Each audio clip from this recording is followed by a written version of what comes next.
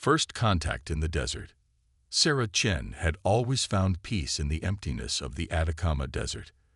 As the lead technician at the Remote Observation Station 7, she preferred the company of stars to people.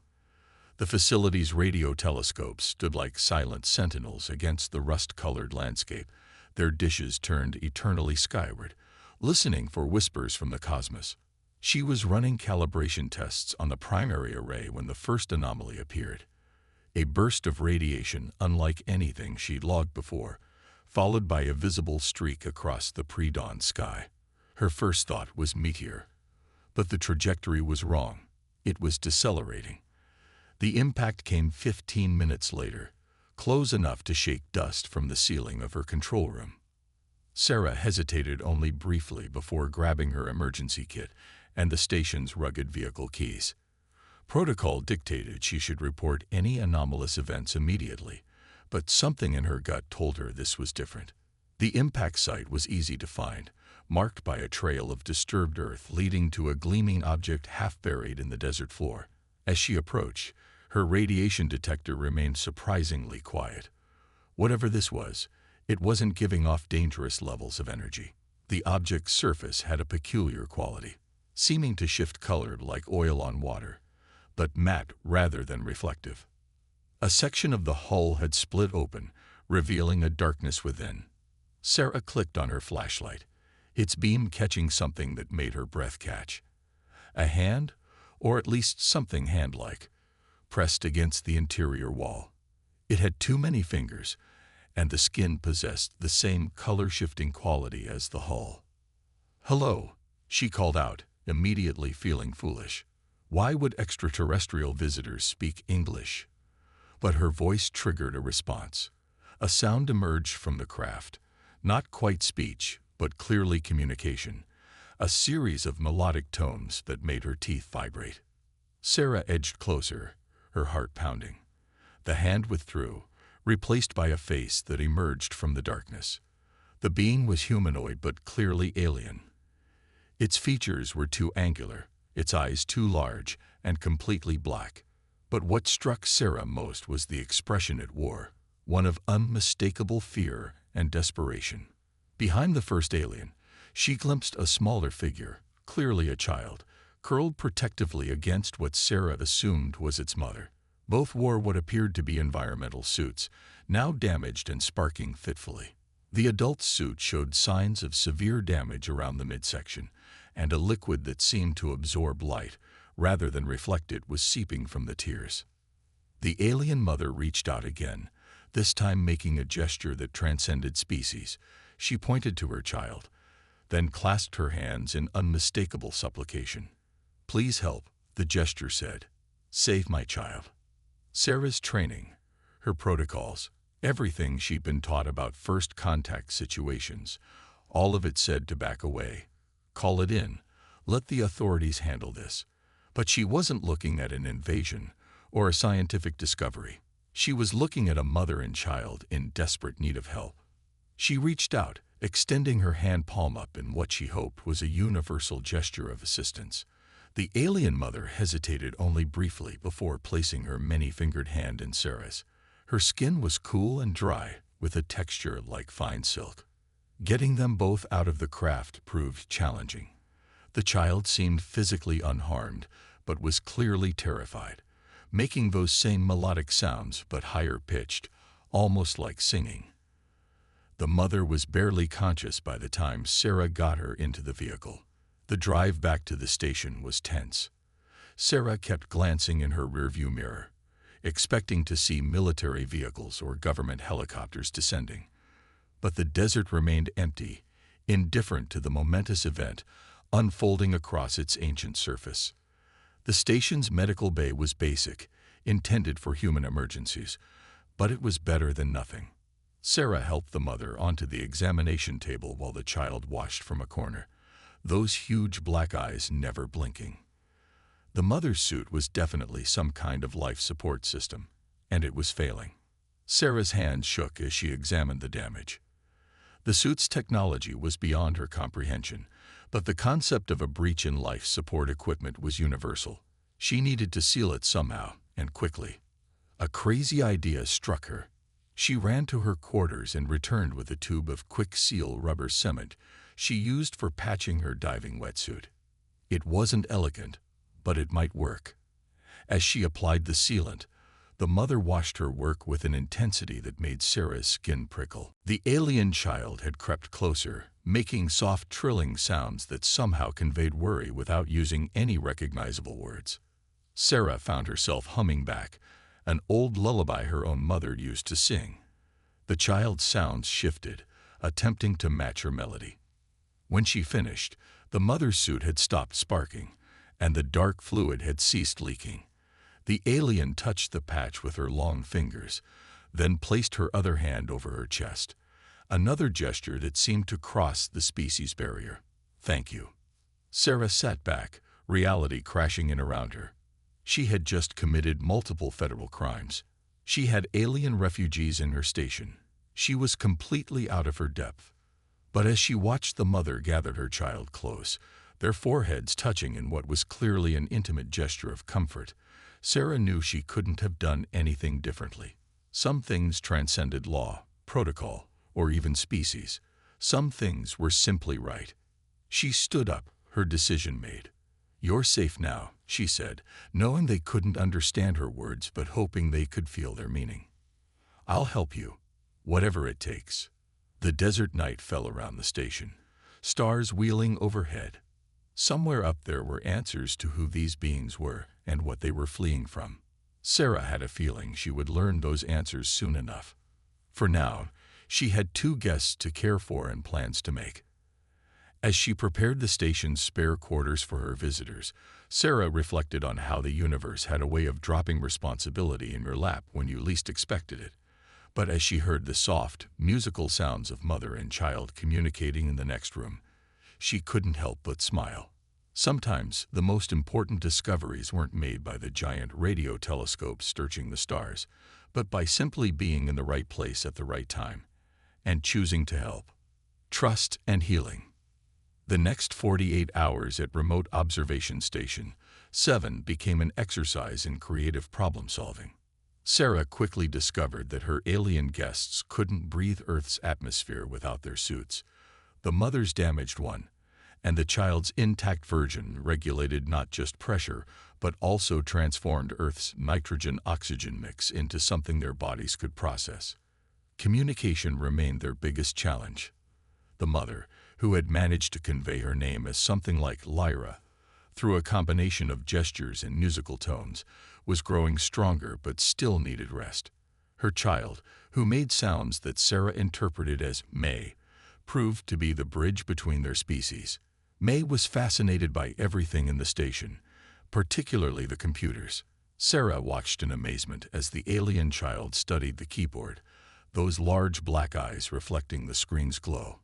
Within hours, May had not only grasped the basic concept of human writing, but had begun creating a rudimentary translation program. "Your language," May typed slowly, "is very straight. Ours bends."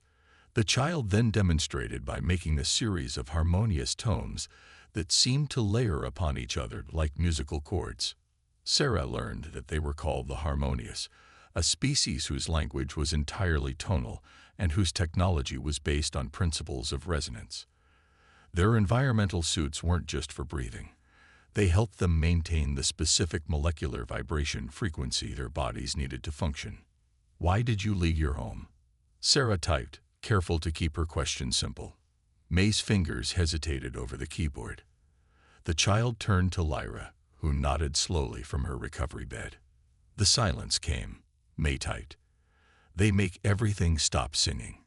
Through patient questioning and careful observation, Sarah pieced together their story.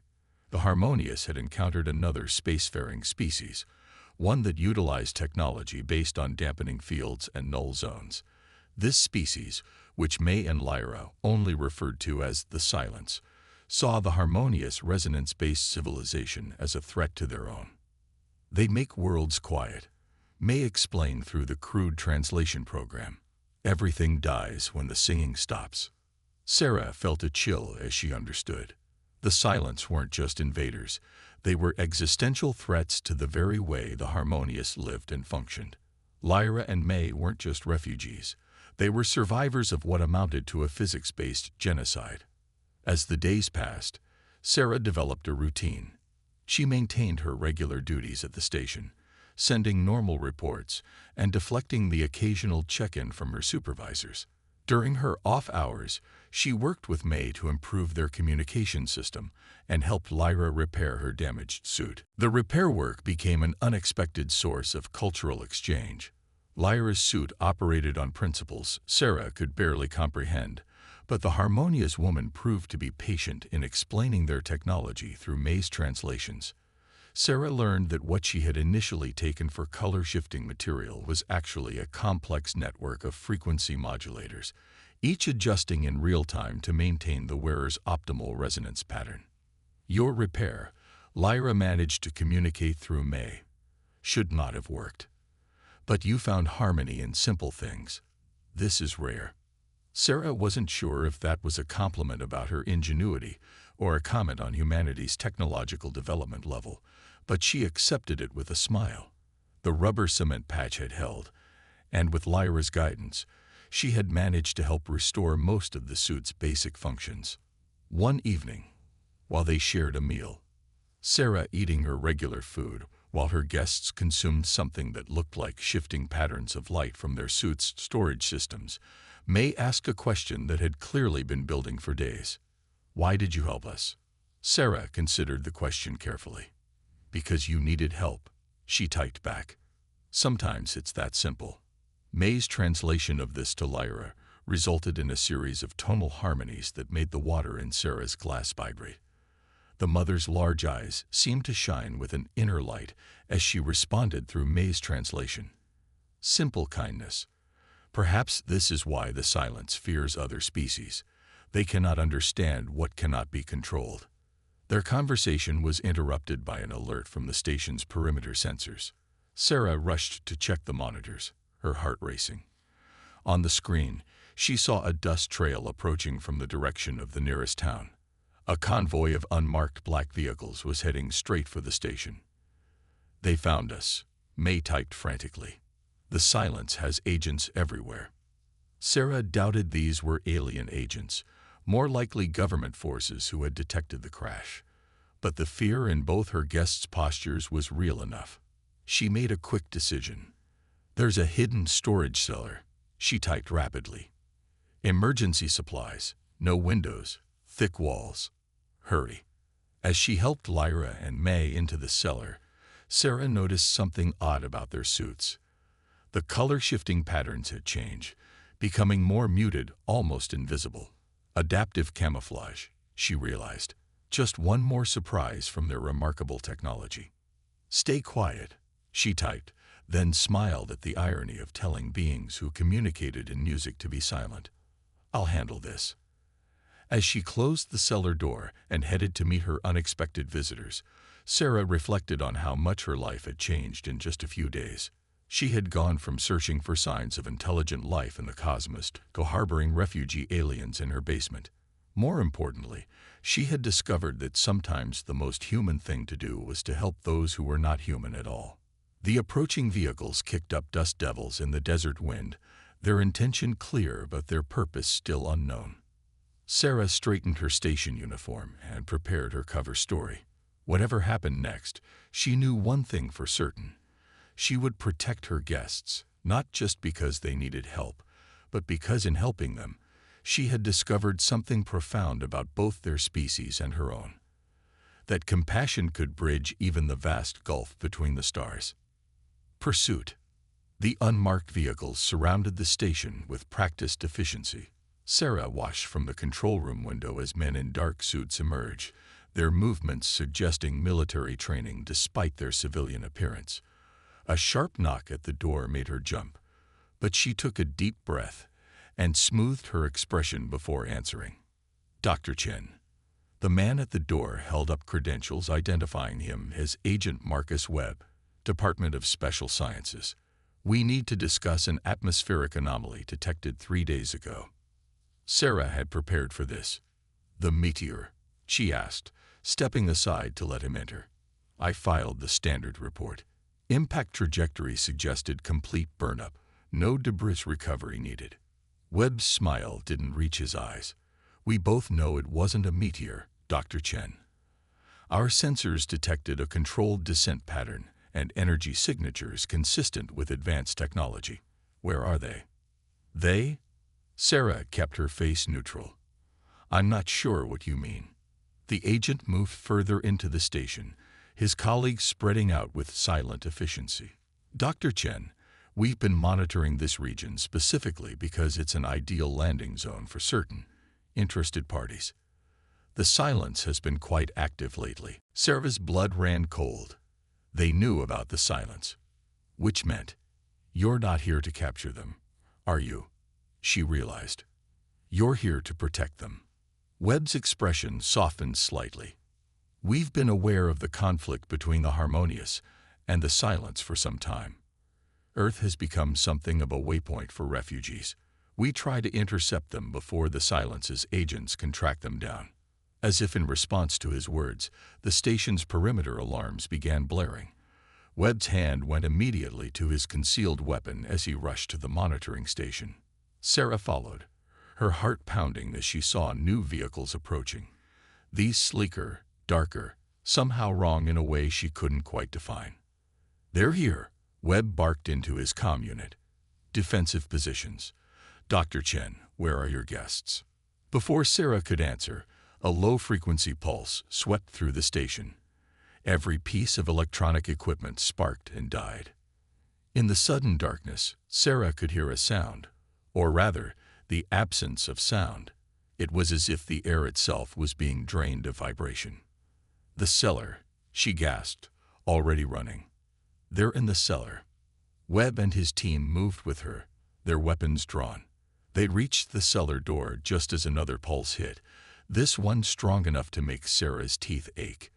When she pulled the door open, she found Lyra and May huddled in a corner, their environmental suits flickering erratically. Your repair, Lyra managed to communicate through May's failing translation system. It saved us. The primitive materials, they cannot silence them. Sarah's improvised rubber cement patch was indeed still holding, while the suit's more advanced systems were failing under the silence's attack. Sometimes the simplest solutions were the most resilient. Webb's team had taken up defensive positions around the station. Through the cellar's small window, Sarah could see dark figures approaching, humanoid but wrong, their movements too smooth, their forms seeming to absorb light rather than reflect it.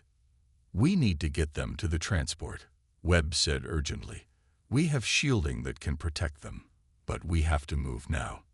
Another pulse hit, stronger than before. May cried out in harmonic tones that made Sarah's heart ache. The child's suit was failing faster than Lyra's, its more advanced systems more vulnerable to the silence's technology. Without thinking, Sarah stripped off her station jacket and wrapped it around May. The fabric's copper-lined for radiation protection, she explained. It might help maintain your resonance. It seemed to work. May's suit stabilized slightly. Lyra touched Sarah's arm, conveying gratitude through gesture since their translation system had failed completely. Movement outside, one of Webb's agents reported. They're surrounding us. Sarah looked around the cellar desperately. There had to be a way out. Her eyes fell on the station's old ventilation system, access tunnels that ran underground to the auxiliary buildings. The maintenance tunnels, she said. They lead to the secondary array control room. If we can get there. Webb nodded sharply. Teams 1 and 2, defensive screen. Team 3 with me. Dr. Chen, lead the way. They moved as quickly as they could through the narrow tunnels, the sounds of combat erupting above them. The silence's agents had breached the station, engaging Webb's teams in a firefight that seemed to operate on principles Sarah couldn't understand. Bursts of anti-sound competing with conventional weapons. The auxiliary control room was dark when they emerged, but Sarah knew its layout by heart. She led Lyra and May to the emergency generator, while Webb's team secured the perimeter. The generator was old, mechanical rather than electronic, simple technology that might be resistant to the silence's weapons. As Sarah worked to start the generator, she heard May making desperate harmonic sounds. She turned to see one of the silence's agents had found them, a figure that seemed to bend light around it, advancing with inexorable purpose. The agent raised a device, and Sarah felt the air begin to deaden around them. But before it could activate its weapon fully, Lyra did something extraordinary. She removed her damaged suit's resonance core, the part Sarah had helped repair, and struck it against the floor. The resulting harmonic wave was like nothing Sarah had ever experienced. It was sound and light, and pure energy all at once, radiating outward in a perfect sphere. The silence agent's technology seemed to shatter, its form becoming visible for a moment before it collapsed. But Lyra collapsed as well, her suit's main power source depleted. May rushed to her mother's side, making desperate musical tones. Sarah ran to them, already shrugging off her shirt to wrap around Lyra as she had done with her jacket for May. Webb appeared at the door. "Transport's secure. We need to move, now." Sarah helped Lyra to her feet, supporting her weight as they rushed toward the waiting vehicle. Behind them, more of the silence's agents were advancing, but Webb's teams had formed a corridor of covering fire. As they reached the transport, Sarah looked back at her station, her home for the past 3 years. The building was scared by weapons fire, its equipment destroyed. But as she helped Lyra and May into the shielded compartment, she realized she didn't regret any of it. The transport roared to life, speeding away from the station as the battle continued behind them. Sarah held May close as the child tried to help stabilize her mother's failing suit. Webb passed her a secure tablet. "Welcome to the Resistance, Dr. Chen," he said grimly. "I hope you're ready for what comes next." Sarah looked at her alien friends. No, her alien family now, and nodded. She had chosen this path the moment she decided to help them, and she would see it through. The silence might want to dampen the music of the universe, but as long as people were willing to help each other, there would always be harmony. Underground network. The underground facility sprawled beneath the New Mexico desert, its corridors humming with a carefully maintained resonance frequency that made Lyra and May visibly relax as they entered. Sarah watched in amazement as other aliens of various species moved through the halls alongside human personnel. Some she recognized as harmonious, others completely different from anything she had imagined. "Welcome to Echo Base," Webb said, leading them through a security checkpoint. "One of several safe havens we've established around the globe.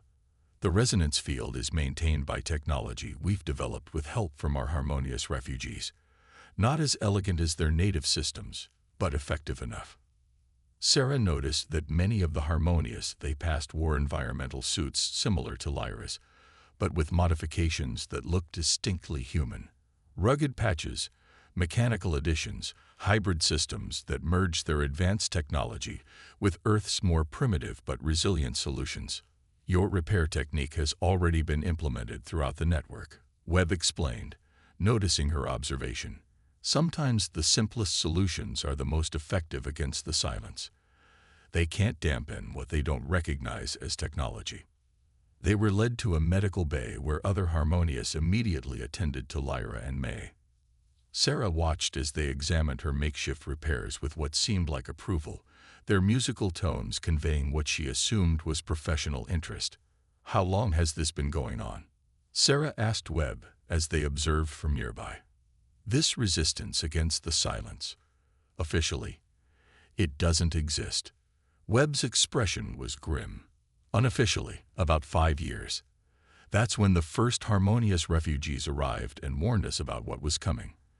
The silence had already wiped out 3 civilizations by then, turning viable worlds into dead zones where nothing resonates properly." A new figure approached them, a tall, elderly woman with steel-gray hair and an air of quiet authority. "Dr. Rebecca Morrison," Webb introduced her.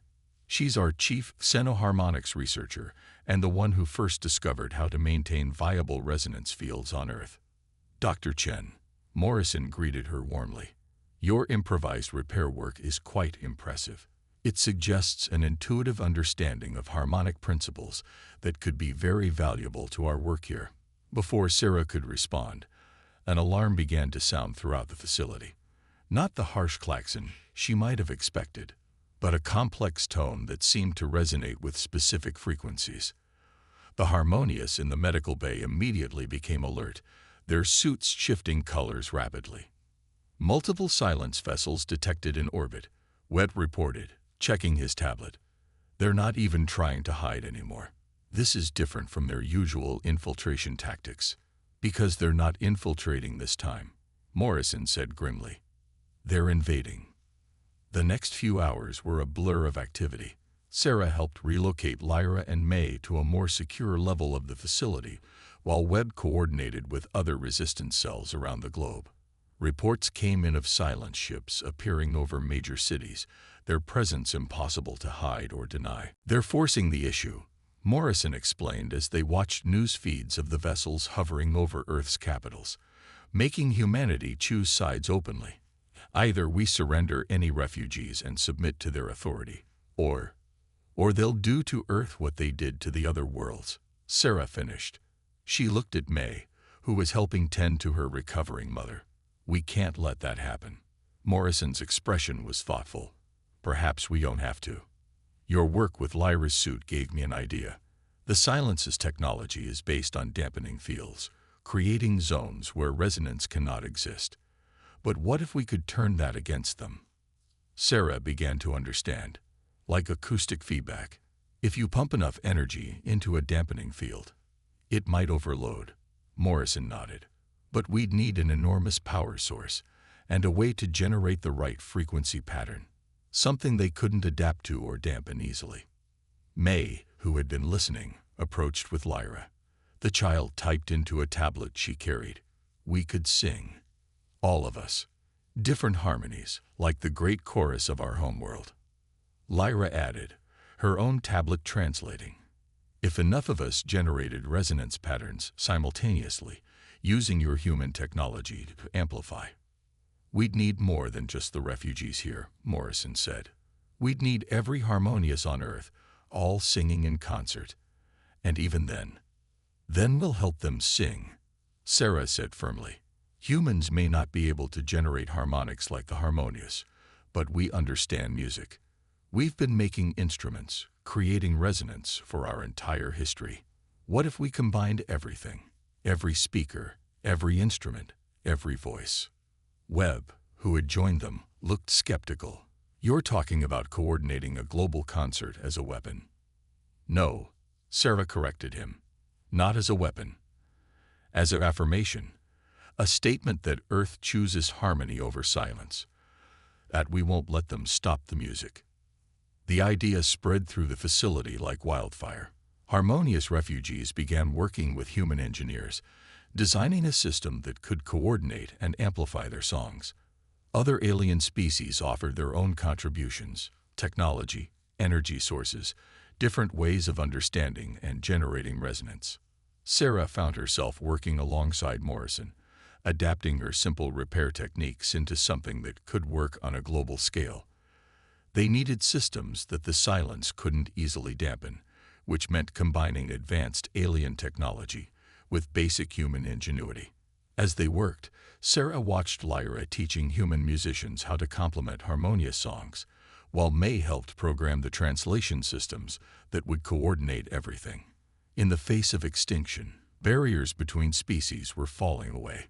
Humanity and its alien allies were creating something new together, a harmony that had never existed before. Webb returned from a series of high-level meetings, his expression both worried and determined. The world governments are split. Some want to negotiate with the silence. Others are ready to fight. We have maybe 48 hours before they make a final decision. Then we have 48 hours to make this work, Sarah said, looking at the plan spreading across their screens. To show them there's another way.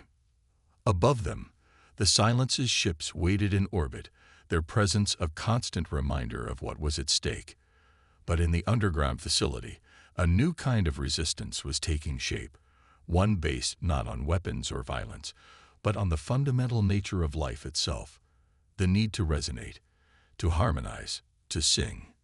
Sarah caught May's eye across the room, and the alien child gave her what she had learned was their equivalent of a smile, a subtle shift in harmonic frequency that made the air between them seem to shimmer. Whatever happened next, they would face it together, in harmony. The stand. The preparations consumed every moment of the next 48 hours.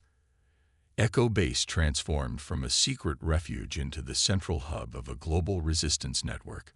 Sarah watched in amazement as humans and aliens worked side by side, converting the facility's resonance field generators into something far more ambitious. "The carrier wave is stable," Morrison announced, studying the complex patterns on her screens. "If we can maintain it, it should let us coordinate everyone's contributions into a single harmonic pattern." The plan had evolved beyond anything Sarah had initially imagined. Every resistance cell around the world had reached out to local musicians, sound engineers, and audio specialists. Radio stations were being quietly prepared. Concert halls and stadiums were being fitted with modified speaker systems. Even church bells and temple gongs were being tuned to specific frequencies. May had proven instrumental in the preparations, her understanding of both harmonious music and human technology, making her the perfect bridge between species. The child worked tirelessly, helping to translate complex harmonic principles into terms Earth's musicians could understand.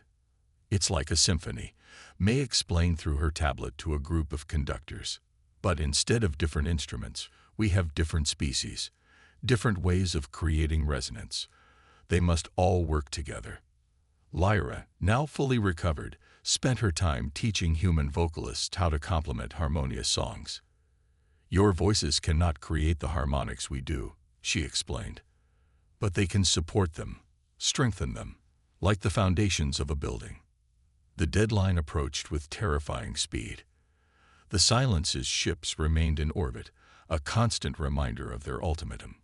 World leaders argued in emergency sessions while military forces remained on high alert. The planet held its breath, waiting to see which way humanity would jump. "It's time," Webb announced grimly, checking his tactical displays. "The Security Council meets in 1 hour to vote on the Silence's demands. We need to move now." Sarah took her position at the primary control station, surrounded by screens showing feeds from around the world. Morrison stood beside her, coordinating the scientific teams, while Webb managed security and communications. "Remember," Sarah addressed the gathered teams, her voice carried to resistance cells globally, "we're not trying to destroy or defeat. We're trying to demonstrate that harmony is stronger than silence, that life itself resonates, and no force can truly stop that." The signal was given. Around the world, hidden speakers powered up. Musicians took their positions, and in secure locations on every continent, harmonious refugees prepared to sing. It began quietly, a deep, almost subliminal hum that seemed to rise from the earth itself. Human technology carried and amplified the harmonious song, while human musicians began to join in, adding layers of complexity to the growing resonance. In Echo Base, Lyra and May led their people in the main harmonic line, their voices creating patterns of light and sound that made the air itself seem to shimmer. Sarah watched the readings spike as more and more sources joined the global concert. The Silence reacted quickly. Their ships descended into the atmosphere, dampening fields at full power. Across the world, electronic systems began to fail. But this was expected, planned for. "Switch to acoustics," Morrison ordered. "All mechanical instruments, all vocal components. Now." As electronic amplification failed, human voices rose, church bells rang, drums thundered. Every non-electronic instrument humanity had ever created joined the symphony. The harmonious song continued, carried and strengthened by this wave of purely mechanical sound. "They can't dampen it all," Webb reported, watching the readings.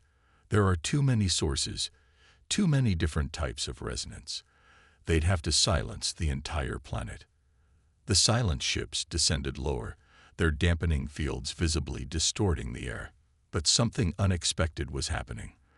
Where their fields met the combined resonance of Earth's symphony, they began to fragment, creating patterns of interference that weakened their effect. "Look," May pointed excitedly to her monitors. "The patterns, they're creating new harmonies. Even their dampening is becoming part of the song." She was right.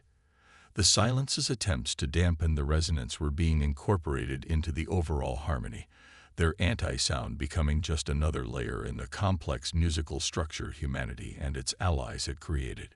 In orbit, more ships appeared, but these were different. Ships of other species, drawn by the unprecedented harmony emanating from Earth. The silence vessels found themselves surrounded, their dampening fields increasingly ineffective against the growing resonance. "They're pulling back," Webb announced, his voice tight with disbelief. "The silence ships are retreating." The global symphony reached its crescendo. In Echo Base, Sarah found herself holding hands with May while Lyra sang, the three of them bridging the gap between their species in the most fundamental way possible. Around the world, humans and aliens created something that had never existed before, a harmony that encompassed not just music, but the very principle of cooperation between different forms of life.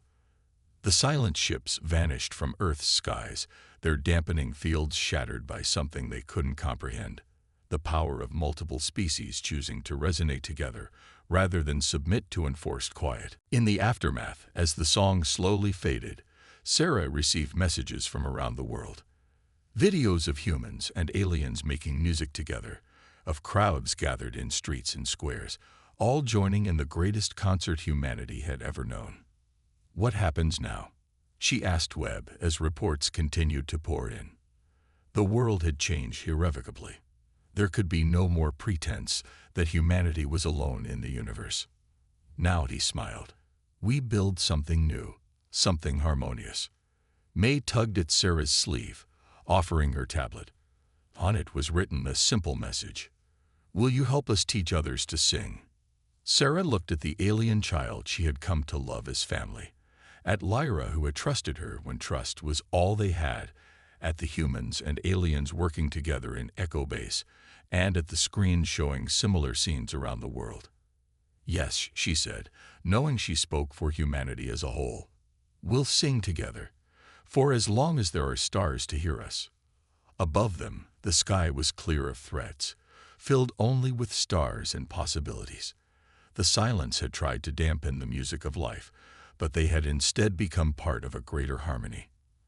Earth had taken its place in the galaxy not through force or fear, but through the simple, powerful act of choosing to resonate with others. The universe, it turned out, was not a quiet place at all. It was filled with songs just waiting to be sung together.